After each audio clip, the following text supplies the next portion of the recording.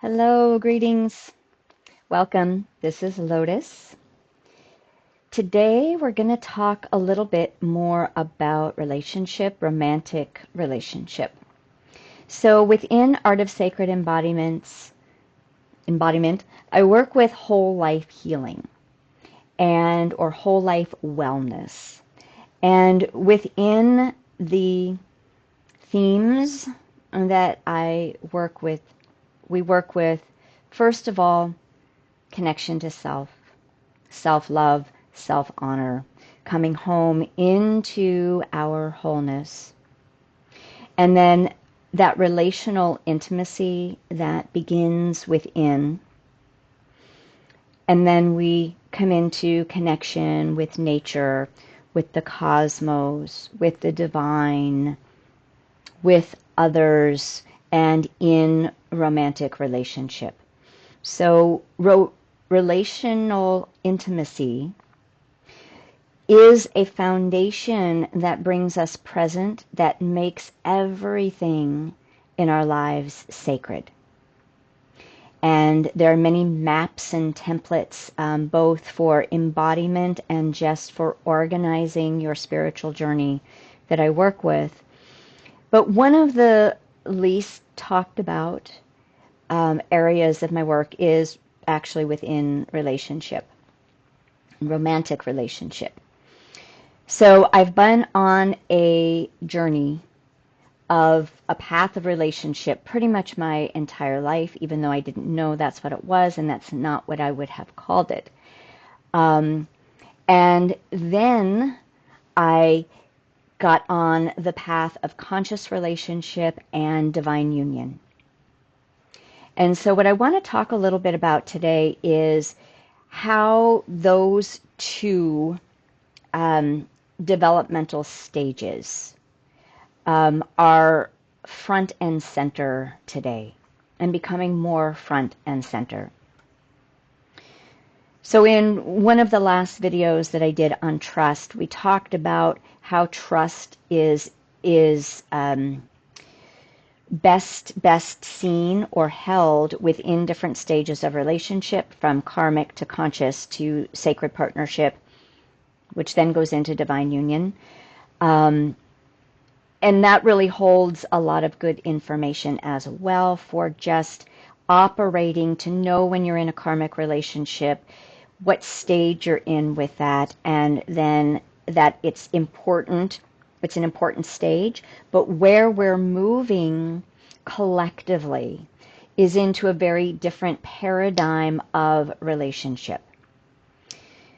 So we come from a paradigm of relationship that in actuality has been, what is the word that I want to use, has been sort of manipulated to create a lot of division within, originally we could just say division in gender between men and women, and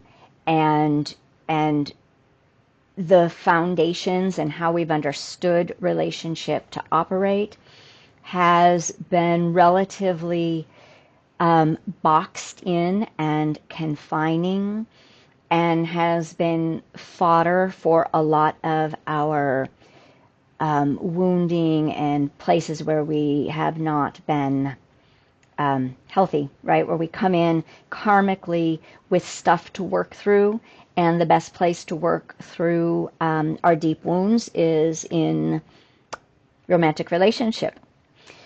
So that paradigm is kind of falling away, and as it falls away, there's a lot of perspectives and perceptions that are shifting about ways in which we believed relationship to be. What was right, what was the right way. We're looking at marriage, we're looking at commitment, we're looking at expectations of happily ever after, we're looking at blanket trust, or black and white trust. We're looking at emotional IQ and spiritual IQ, which gives us emotional and spiritual intelligence, which actually increases a level of maturity that goes beyond the material plane IQ, intelligence of how to navigate the material world, right? Can I get my survival needs met?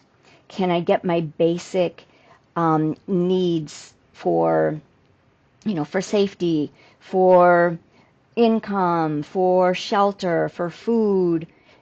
Can I get those needs met on a material level?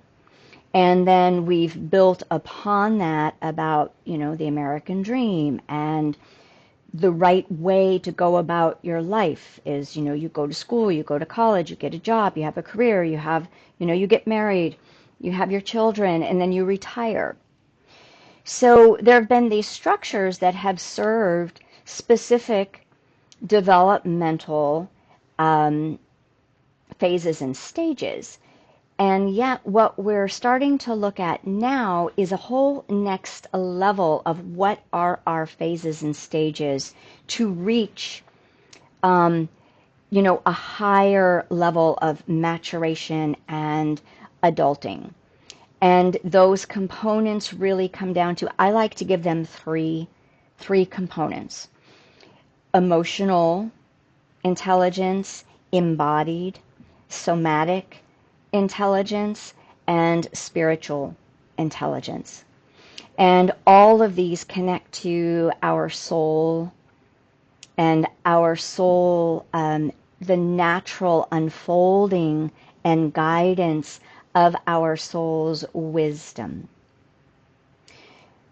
So previously, we've operated through a lot of deep wounding. And even though relationship has been meant to heal, it's also from lack of really understanding and not entering into this next phase yet, has been sort of a vehicle to continue to perpetuate and affirm and confirm our deep wounds rather than find deep levels of safety and connection and intimacy and vulnerability within that coupling, within that union.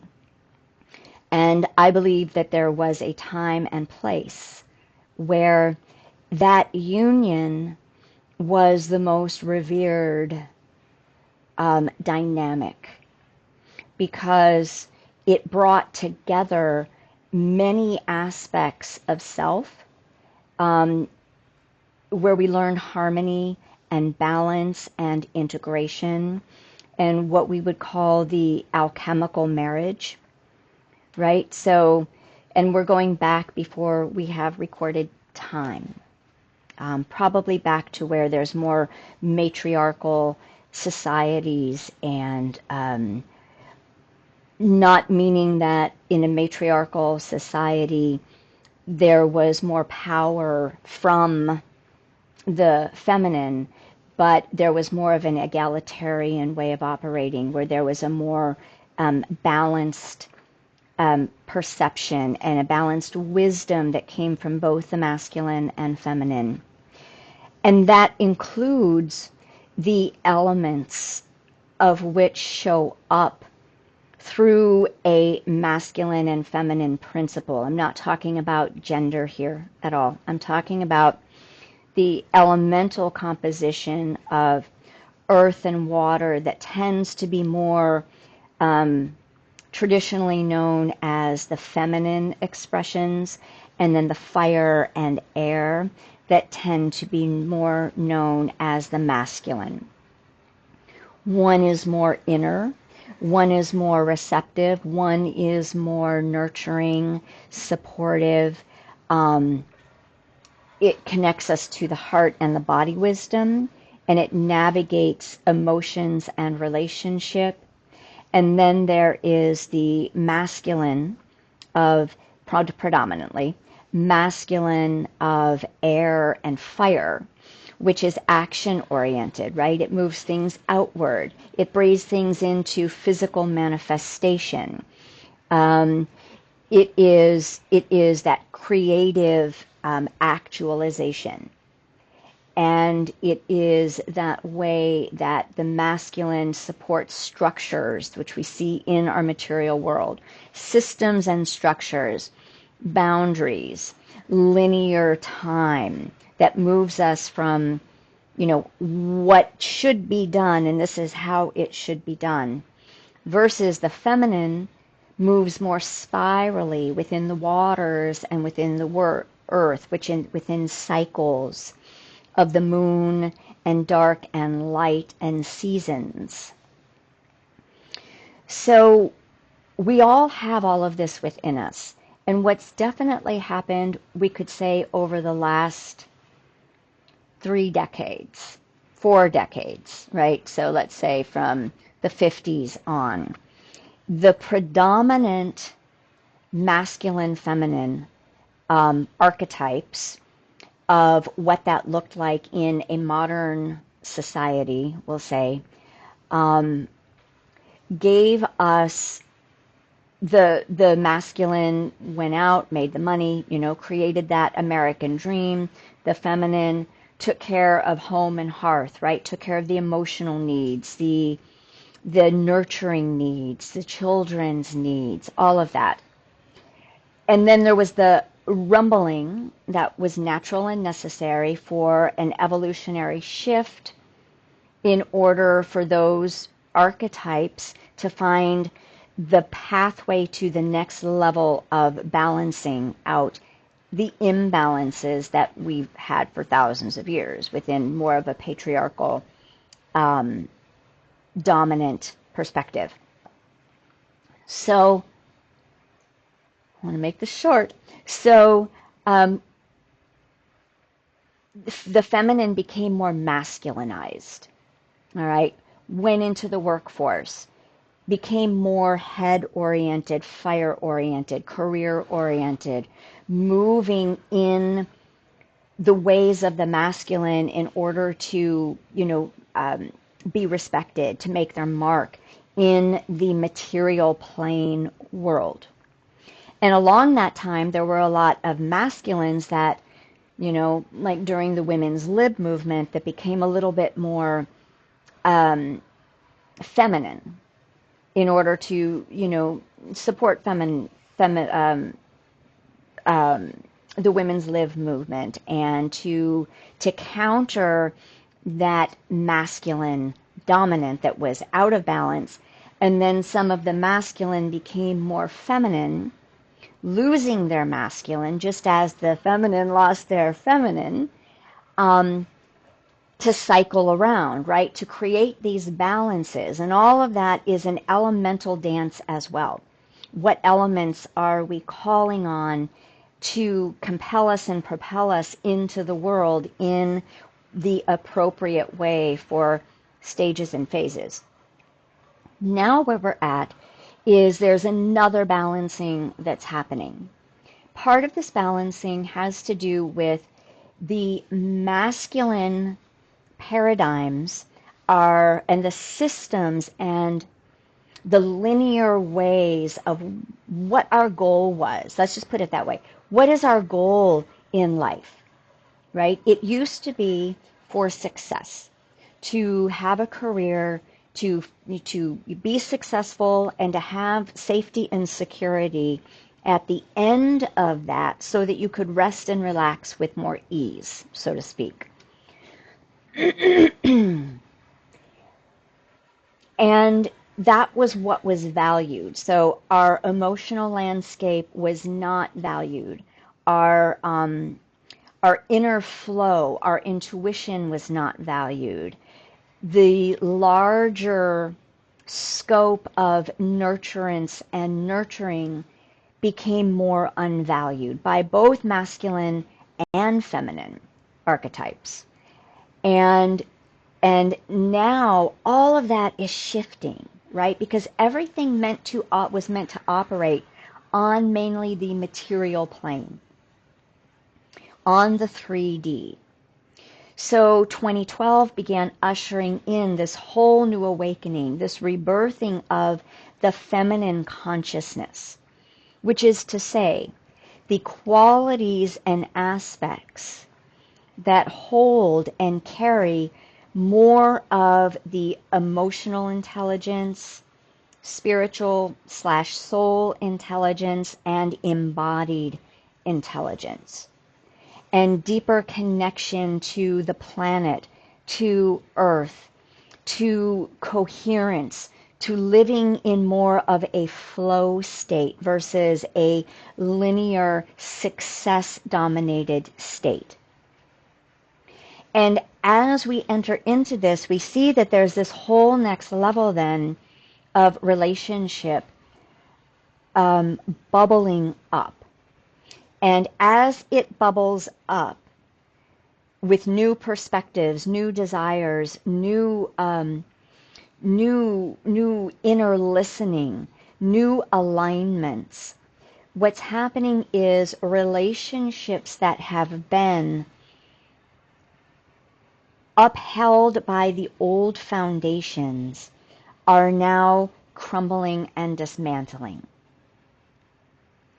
But they're doing so more often still within that karmic field, right?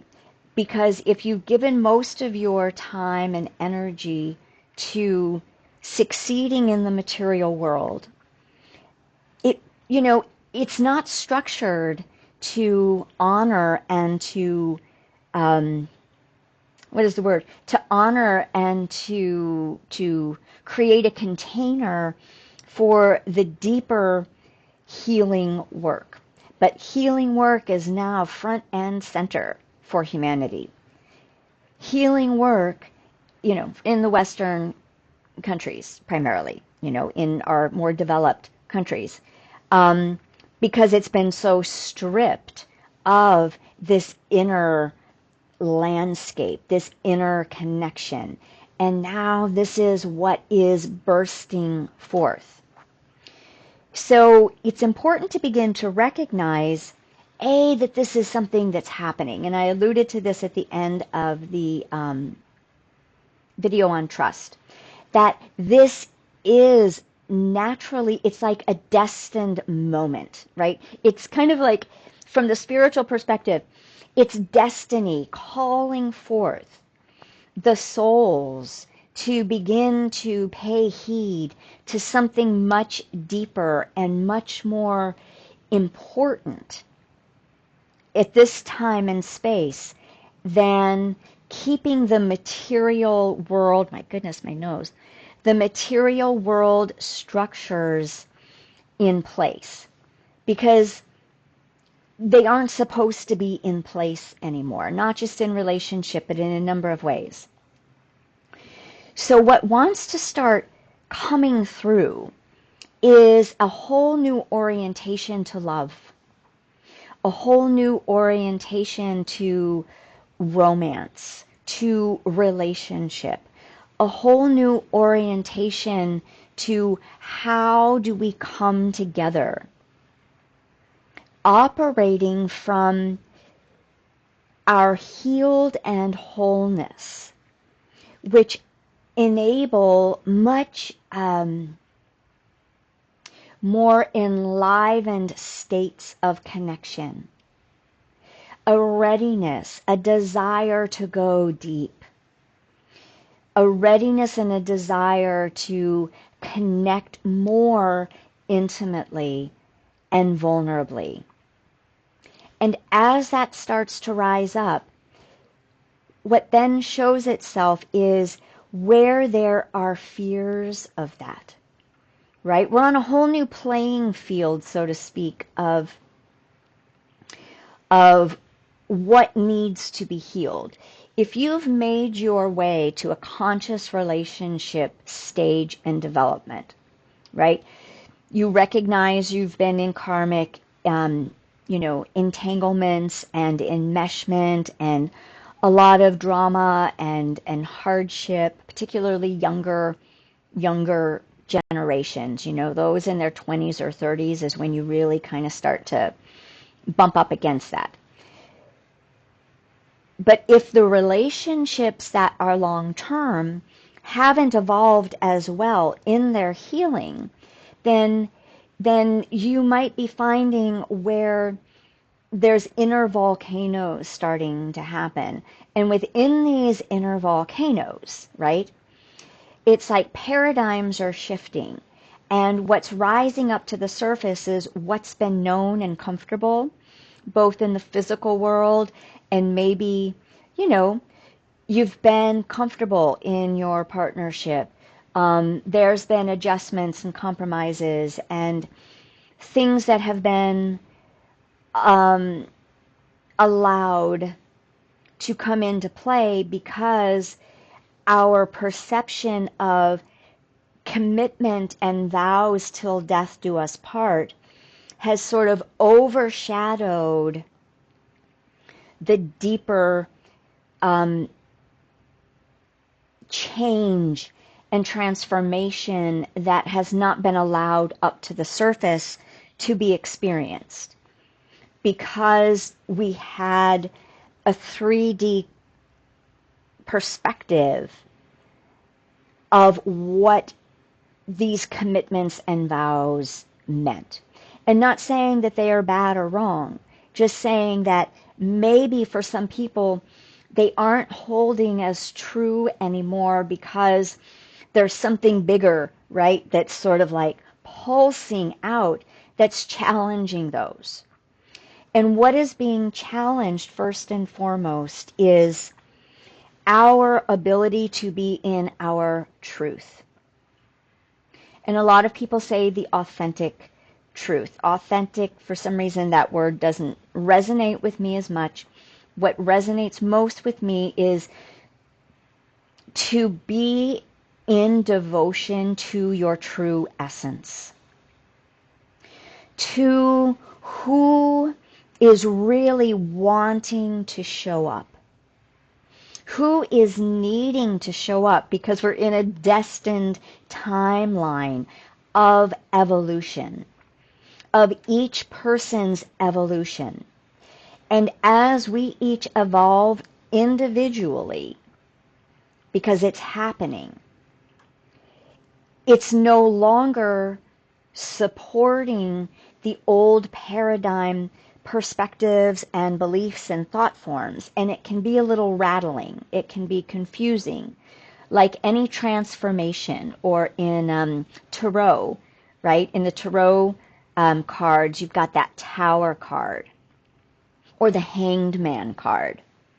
And these two cards are those moments of deep challenge where it's almost like your inner world, everything that you've created your reality on, we thought was a solid and firm scaffolding, right?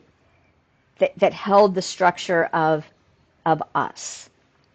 And when we hit the Tower or Hanged Man moments, it's like that scaffolding that we believed in, that we trusted, that we thought was real. It's not that it wasn't all those things for that space and time, but now it becomes like a house of cards, right? And as everything starts to tumble down, it's very disorienting. And it's those like dark nights of the soul where we're forced by our soul to really have to go, oh my gosh, what has happened with everything I've believed? And what do I believe now? And I don't even know if I know. And it's confusing, and it's overwhelming, and it's scary. And, you know, I'm at the precipice of losing or letting go of, or it's being taken away from me, everything that I thought was stable. And I don't know what's coming in, and I might glimpse it. I might think I know, but I can't trust it because this is all I've known. So these are these moments that wow, they're potent, they're powerful. And I'm going to say that if you've gone through these moments, what a blessing they are.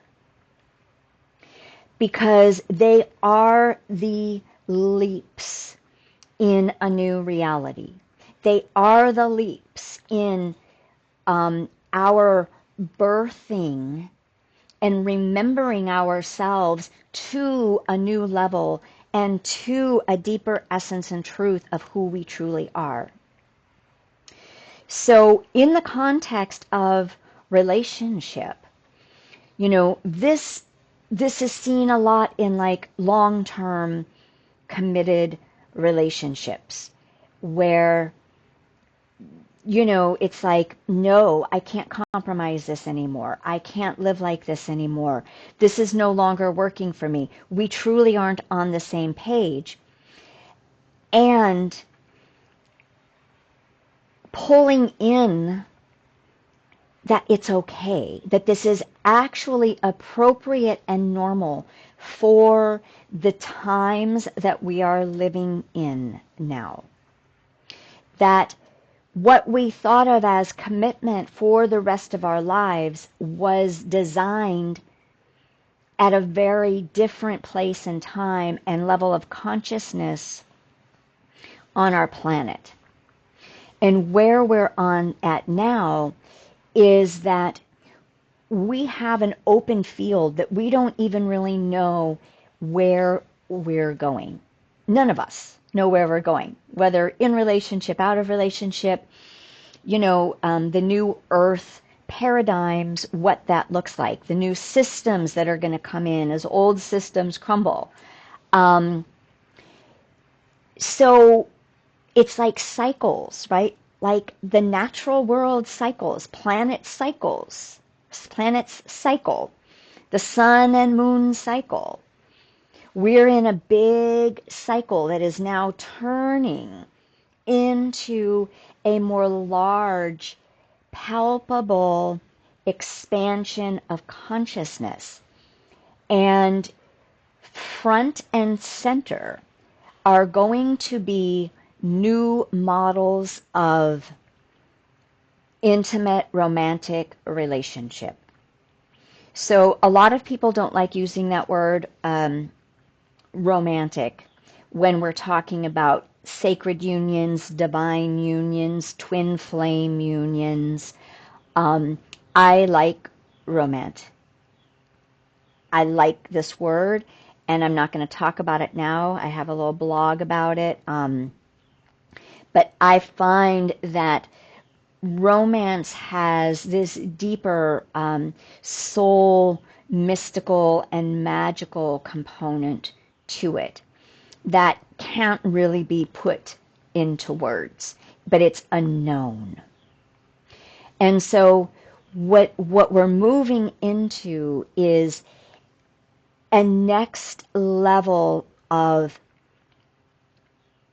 emotional and spiritual and embodied intelligence that allows for relationships to come through their healing and to come together into deep levels of reverence and devotion, deep levels of intimacy and commitment, deep levels of radical honesty, deep levels of empathy, and we embody those qualities first and foremost for ourselves. We know how to self-source. We know how to take self-responsibility for our wounding, our projections, our fears, our vulnerabilities, right? So we've come through that conscious relationship phase and stage. And we're maturing, we're evolving, we're healing into this remembrance of who we really are, and we're able to see our beloved as who they truly are, healed and whole. We're all truly, our true essence is always healed and whole. But we're wound and intertwined by, these illusions. And that's what all of these previous years and relationships are for, to help to heal those, to integrate what is true, and to guide us through self-love and self-honor and self-trust, so that we can expand and feel safe, loving deeply, because we aren't afraid of a broken heart anymore. We aren't afraid that somebody not, being angry at us at any given time, or choosing what is right for them, is rejection of me. Right? So we've moved past a lot of those deep wounds, and we're moving into more freedom based on knowing ourselves, based on trusting our true essence to continue to evolve and expand us, to grow us and guide us into those right life choices, and in this context, into those right relationships that are for our highest good and for the highest good of all. Because as we come into these new models of relationship where we don't keep secrets, right? We don't keep secrets from ourselves or for another, where we don't harbor resentments and anger and brush them under the carpet anymore, because we're afraid to have conversations that are going to, maybe trigger things, or feel like it's not worth it, or it's a hassle, or, oh my gosh, what if my person leaves, or what if I have to leave? We don't hide away from truths anymore. We don't compromise to our deficit in ways that force us to stay in a box that is no longer who we truly are or what we're truly desiring. So all of this is breaking the patterns of what we've known as intimate relationship and partnership. So the invitation is, where are you in your journey?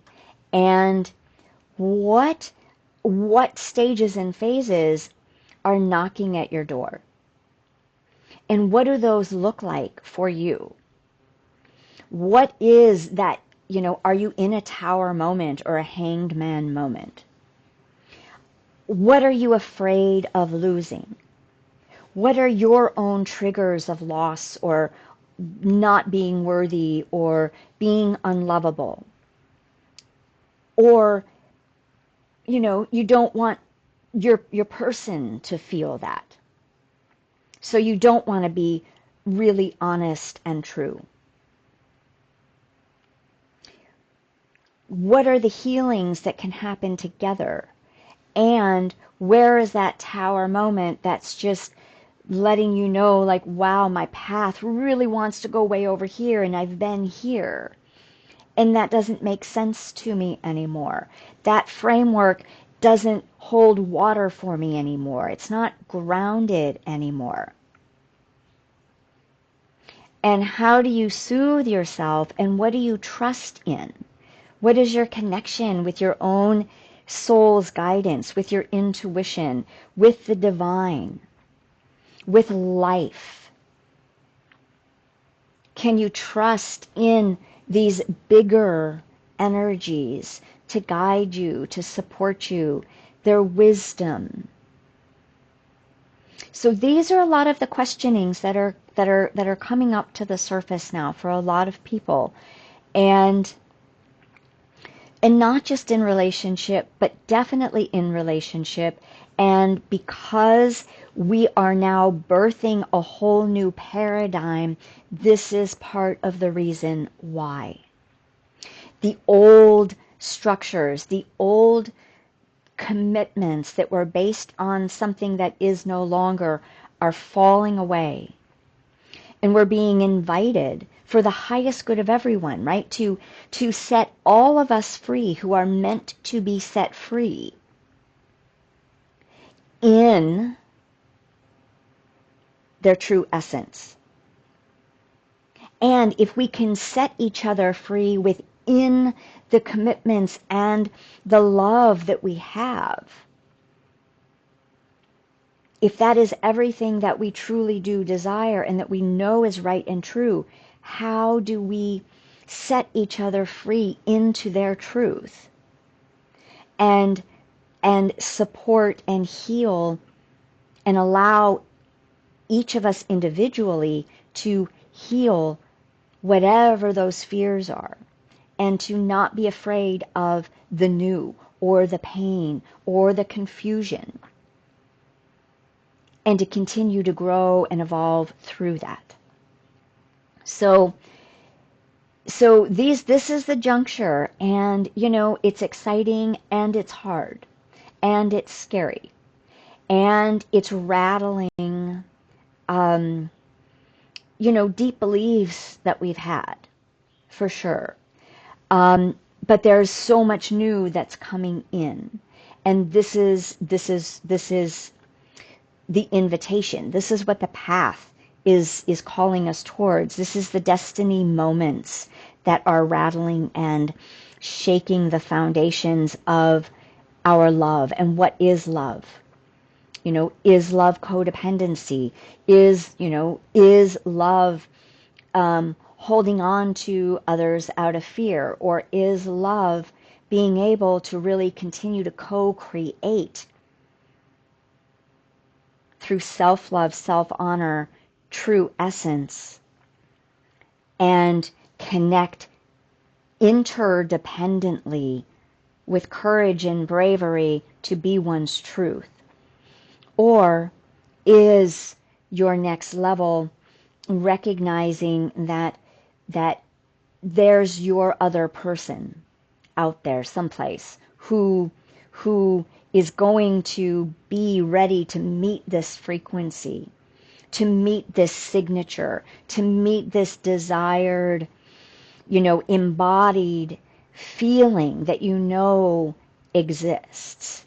And then what are the steps that are needed to come into the wholeness while you're waiting for, to destiny to bring that right alignment to do that next level of work that we can't do on our own. There are many of us who have been working on this path and trajectory in sacred union, starting out with the inner marriage and the inner alchemy, and that has been my path for many years now. And then, there comes a point where we can only go so far, right, with the next level of teachings and that next level of evolution. And so then there's that faith and trust and knowing that when life deems it appropriate, that beloved will enter in to the picture. So that time alone is something that many people need before they move back into this next juncture. And it holds very different qualities. It holds very different, I want to say responsibilities, but they don't feel like responsibilities. They're devotions. They're devotional, right? They're like service to oneself and one's beloved. And they're not dramatic. They're not filled with turmoil. My guidance that guides me through this journey, I'm going to end with this, talked a little bit about this a while back, and I just want to share the way that their that they're teaching, right? That they're saying this is what's coming in within this new paradigm. And so I invite you to look within, listen within, honor what's in, and then see how this resonates for you. So they say, true love is not raucous and full of noise or even big sensation. It is a fine finesse. And the finesse is this acuity to what both counterparts are experiencing. And that acuity is this power of love, capital L, as a whisper, and how that whisper requires deep presence and tenderness and devotion and embodiment within the heart space. So I just love that. And I love that this is where we're being guided, we're being invited, we're being asked to say yes, to know that there's a whole other level waiting for us. So I'm going to leave you with that. Blessings on your journey. Be well.